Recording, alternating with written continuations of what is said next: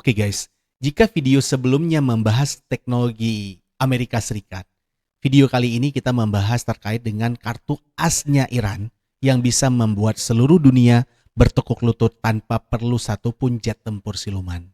And again, the Iranians will close it in order to strangle the global economy and therefore bankrupt the American empire. Iran.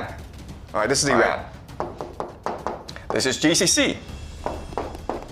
That's the entire Iranian offensive strategy. All right? Yes, Selat Hormuz. Panjangnya hanya 167 km dengan titik tersempit hanya sekitar 33 km. Tapi di balik keindahannya ini, jalur Selat Hormuz adalah urat nadi kehidupan modern, di mana 20% pasokan minyak dunia melewati Selat Hormuz setiap harinya.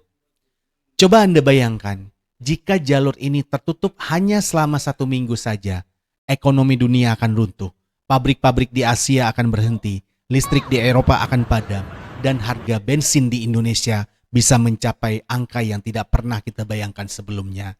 Hari ini kita bahas mengapa Iran berani mengancam menutup jalur ini, dan apakah Amerika Serikat benar-benar bisa membukanya kembali jika Iran benar-benar nekat untuk menutupnya. Secara geografi, Iran punya satu keunggulan yang tidak dimiliki oleh Amerika Serikat. Di seluruh sisi utara Selat Hormuz adalah garis pantainya Iran yang penuh dengan tebing curam dan teluk-teluk kecil. Iran tidak butuh kapal induk. Mereka menggunakan ribuan perahu cepat atau speedboat yang dilengkapi dengan rudal anti kapal dan ranjau laut. Di laut sempit seperti Hormuz, kapal induk Amerika Serikat yang raksasa justru menjadi target empuk karena ruang geraknya yang terbatas. Iran bisa mengerahkan ratusan perahu kecil sekaligus. Ini disebut swarming attack. Sistem pertahanan kapal perang secanggih apapun akan kewalahan menghadapi 50 target kecil yang datang dari segala arah secara bersamaan. Namun bukan hanya perahu. Iran punya senjata yang jauh lebih murah tapi mematikan, yaitu ranjau laut. Iran bisa menyebarkan ribuan ranjau laut hanya dalam waktu 1 malam menggunakan kapal nelayan biasa. Untuk membersihkan ranjau-ranjau ini butuh waktu berminggu-minggu.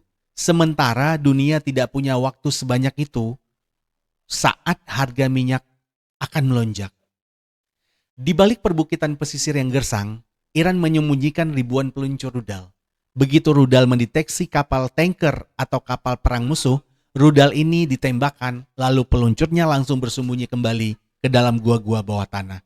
Ini membuat Amerika Serikat sangat sulit melakukan serangan balasan yang efektif.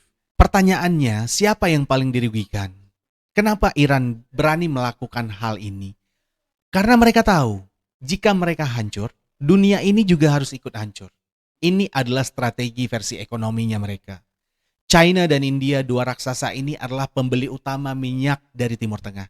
Jika Selat Hormuz ditutup, China akan mengalami krisis energi yang sangat parah sekali. Iran berharap tekanan internasional terutama dari Beijing akan memaksa Amerika Serikat untuk menghentikan serangannya. Apa yang terjadi dengan Indonesia? Yes, of course, efek domino. Kita mengimpor banyak minyak mentah. Jika jalur ini ditutup, biaya logistik akan naik, harga bahan pokok akan melonjak, dan krisis ekonomi 1998 bisa berasa seperti latihan dibandingkan dengan apa yang mungkin akan terjadi di tahun 2026 ini. Penutupan Selat Hormuz adalah tombol nuklirnya ekonomi bagi Iran. Pertanyaannya, apakah pemimpin tertinggi Iran yang saat ini benar-benar berani menekannya? Ataukah ini hanya gertakan untuk memaksa Amerika Serikat kembali ke meja perundingan? Menurut kalian, jika perang pecah besok dan bensin menjadi barang langka, apa yang bisa kita lakukan?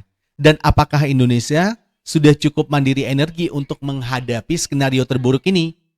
Tulis pendapat kalian di kolom komentar, kita bahas bersama-sama.